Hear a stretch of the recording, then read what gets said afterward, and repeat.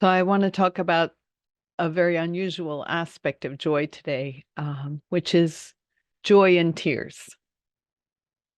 So the other day, a young man came to our door to apologize because he and his family are moving away from the neighborhood. So he will no longer be able to deliver the newsletters and to do the community service that he has been consistently doing for the past few years, helping our neighbors. And he's from an immigrant family, and we have worked together on things like getting donations of computers from a university, and in the hot, hot weather, picking up and loading all of those computers into my van and then driving them back to our neighborhood and unloading them and organizing them and categorizing them and then giving them out to the families who've signed up for them. He and his brother spent many hours helping with this project. And they helped when we gave out school supplies and notebooks and pencils and paper and folders and binders to all 150 kids in our neighborhood.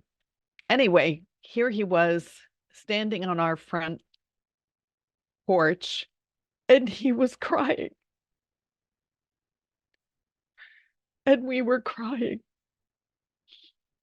because we won't be seeing each other. We won't be working together.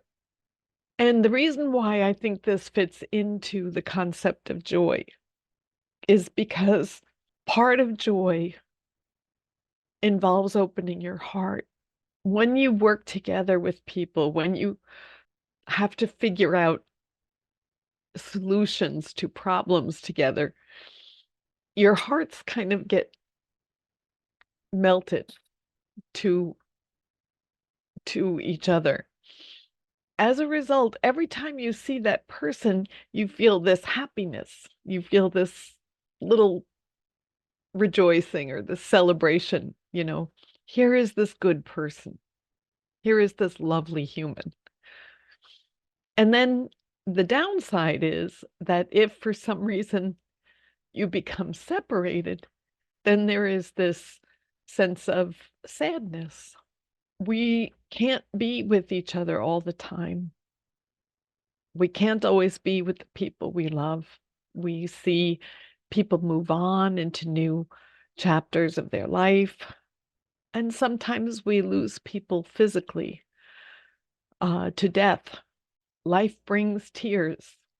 When we have, I want to say, given everything, when we've left it all on the table, even though we're